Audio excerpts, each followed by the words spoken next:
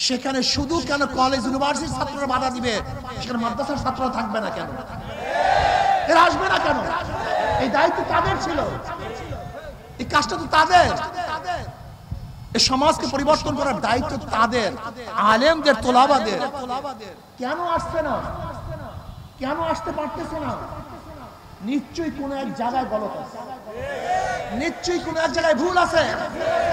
আমার নবী আলাইহিস সালাতু ওয়াস সাহাবায়ে কেরাম রিদওয়ানুল্লাহ আজমাইন যেখানে যাইতেন সেই সমাজটাকে পরিবর্তন করতেন, যেই দেশে যাইতেন সেই দেশটাকে পরিবর্তন করতেন, যে এলাকায় যাইতেন সেই এলাকাটাকে পরিবর্তন করতেন।